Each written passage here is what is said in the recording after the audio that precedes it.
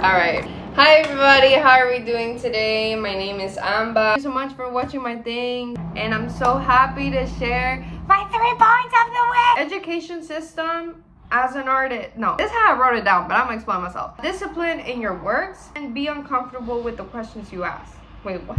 Ask uncomfortable questions.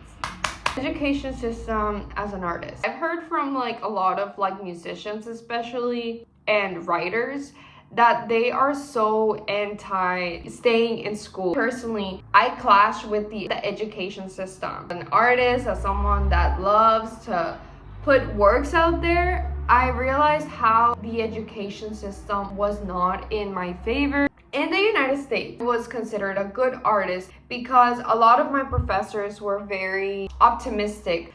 But in France, my professors would question everything. And it was so much questioning that I never even considered questioning these little aspects, right? I went through this like art block. I felt very discouraged by my creative process.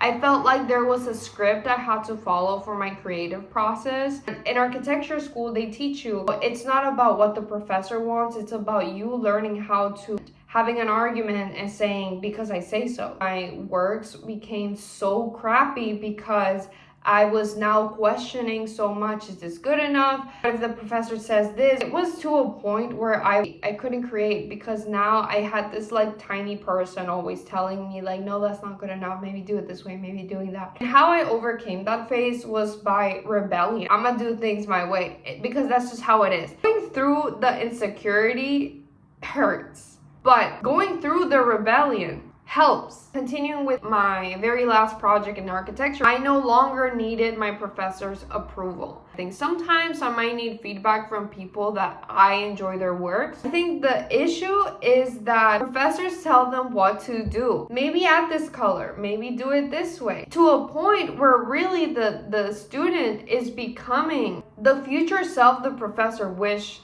to be. If I had the wisdom I have now, I would have done things this way. It's a little bit manipulative because as a student, then you become someone where you're just trying to please whatever they're telling you what to do. As a creator, when someone asks me for feedback, I feel like I don't want to have the authority to tell them how to do things in my way. I feel like I have become a stronger creator. You know, I don't get offended as easily even if I am told or questioned, hey, this doesn't work. You have to let the artist wander. You have to let the artist make bad art.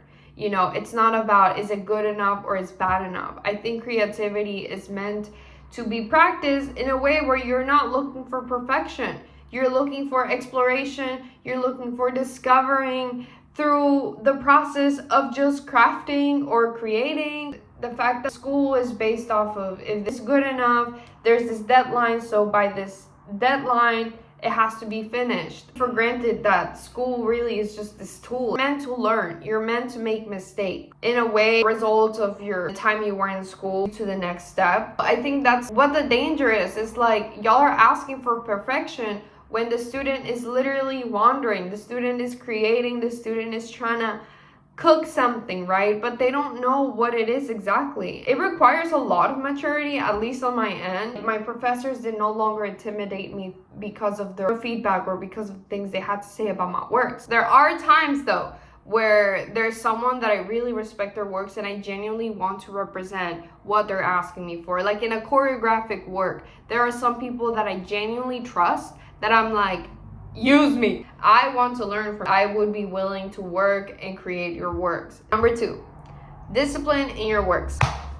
Like the first 6 months, I did not work. I felt very out of place. I felt very lazy. And it's not that I wasn't doing anything. I just didn't know what to do with so much free time. In France, you do have school, but they do give you a lot of free time for you. And I did not know how to utilize this time. I eventually did get a job because I didn't want to just use my scholarship money and then like not have anything after I leave. I eventually found a job. The thought came back to me and I realized I'm used to working so much and I put myself back into work because I'm not used to having free time. And I came to realize like if I didn't have this job because it's not meant to be forever, I'm gonna have free time again. I can do with my free time because I don't know what to do if I'm not working. This is when I came to realize you have the whole time in the world, but you just don't know how to use it, it's gonna turn into nothing. When you're a child and you would just wake up, have breakfast, and then you go outside for the whole day and just wander about your day. Use that wandering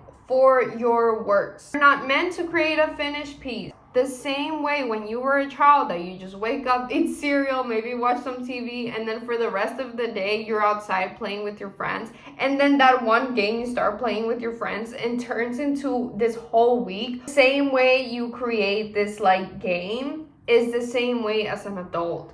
It's not meant for you to popularize it or to make it this simply about utilizing your day for creativity. You gotta have the wheels turning just the same way you're exercising, right? Why do you do it? It's just for toning your muscles or for feeling good. It's the same way with the mental juice. You gotta use it.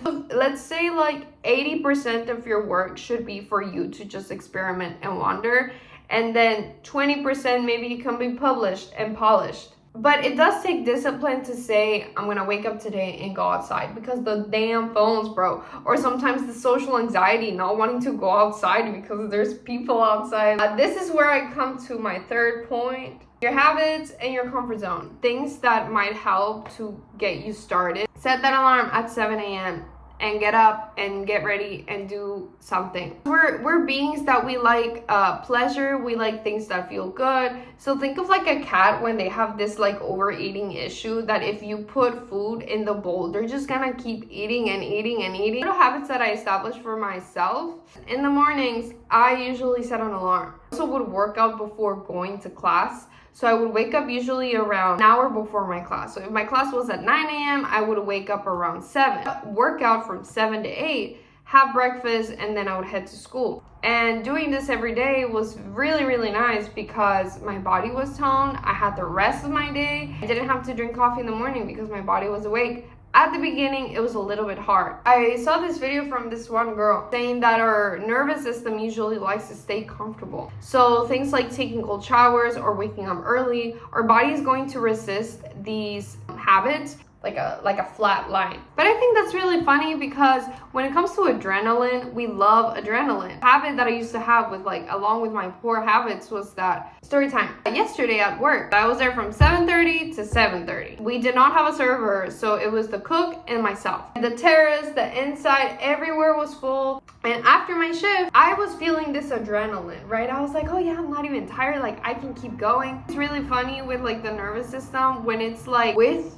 adrenaline, it feels good and you want to keep doing it. And I think this is why when I was in my poor habits lifestyle, I really liked working a lot because it would bring me this adrenaline and it feels good. You feel alive. And whenever I had more of free time and boredom and I didn't know how to use this time for my creativity, it was boring because there was no adrenaline, there was no survival feeling.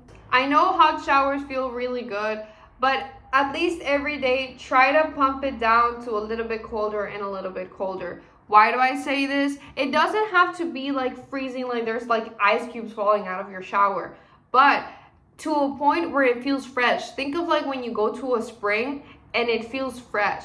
Get used to that fresh feeling because it's actually really good for you. With your skincare, once you know this one moisturizer works for your skin, stick to it. Once you know this one cleanser works for your skin, stick to it. Stick to these habits and build a routine. When it comes to interacting with other people and you have to bring up things that might be uncomfortable to bring up, it might be an intervention or even a way of confronting something, because you have habits within yourself that help you step out of your comfort zone. This also helps. For instance, the other day, I had to ask my boss about my pay. Usually for me, it's something really uncomfortable. But so for auditions as a dancer, auditioning, rejection, all these, if they say no, no big deal. But the fact that I'm constantly putting myself out there, it's actually really healthy. It's good for you. It's taking that cold shower that at the beginning might feel a little bit uncomfortable or oh, you can't withstand it. But then afterwards, you feel really good. That's it for today's video. Thank you so much for watching. If you have any comments, just like let me know. See you on the next one. Bye.